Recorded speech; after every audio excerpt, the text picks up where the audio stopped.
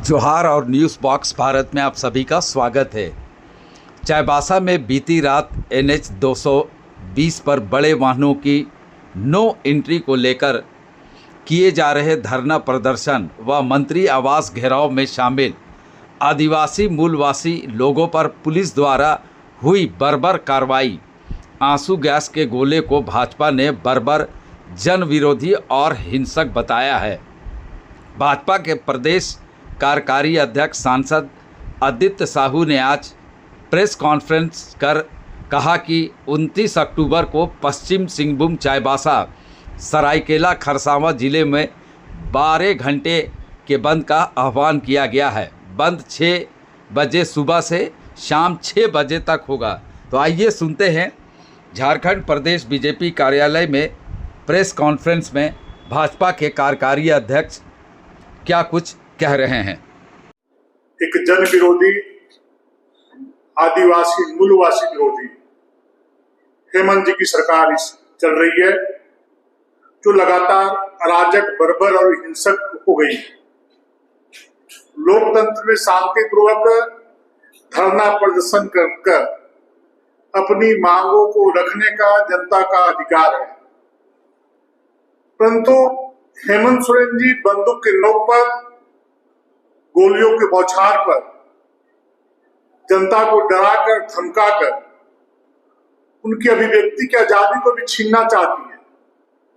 जो हमेशा बार बार लोग कहते हैं कि आदिवासी मूलवासियों की सरकार है, लेकिन विगत 6 वर्षों पे जब भी जनता अपनी मांगों को कानूनी तौर पर वैधानिक तरीके से अपनी बातों को रखने के लिए प्रदर्शन के माध्यम से जब सड़कों पर उतरती है, तो उनकी आवाज को दबाने का भरपूर कोशिश किया जाता है, उनकी आवाजों को कुचलने का कोशिश किया जाता है और पुलिस प्रशासन के माध्यम से उनको दबाना चाहता है। ऐसी एक घटना बीती रात चाईबासा के तेंबा चौक में घटी है। NH 220 पर बाईपास में रोज सैकड़ों भारी गाड़ियां चलती हैं और उससे असंख्य लोगों की मौत हो चुकी है। पिछले 8 महीने में 154 लोगों की मौत हो चुकी है और विगत 1 सप्ताह 10 दिन में 4 लोगों की मौत हो चुकी है। और इसी निमित्त आम जन का यह मांग है कि उन क्षेत्रों से जो भारी वाहन चलते हैं उनको बंद किया जाए, क्योंकि भारी वाहनों के चलने से छोटे छोटे बच्चे जो स्कूल जाते हैं, हमारी माताएं बहनें टोकरी में सब्जी लेके बेचने बाजार जाती हैं, हमारे भाई जो मजदूरी का काम करने के लिए साइकिलों पे, मोटरसाइकिलों पे जाते हैं और ऐसे वाहनों का शिकार होने का काम किया है। और दुर्भाग्य है कि उसी क्षेत्र से दीपक बिरुआ जी परिवहन मंत्री हैं। और तो वोट लेने के समय तो लोग लुभावन बातों को बोल करके जात पात के नाम पर समाज को ठगने का काम करते हैं। आप सभी जानते हो कि विगत 2 वर्ष से पहले भारी वाहनों का आवागमन ठप था, लेकिन 2 वर्षों के बाद अब किनके इशारे पर, माननीय मुख्यमंत्री जी या परिवहन मंत्री जी के इशारे पर, चूंकि मंत्री भी उन्हीं के अंडर में आते हैं, तो उनके इशारे पर प्रशासन के लूंज रवैये के कारण और जो झारखंड में जब बात हो गई भ्रष्टाचार चरम सीमा पे बोल रहा है, वैसे भ्रष्टाचार का सहारा लेकर के भारी गाड़ियां लगातार 2 वर्षों से चल रही है। और परिवहन मंत्री जी के सामने जब सैकड़ों जनता उस क्षेत्र की जाती है अपनी बातों को रखने के लिए,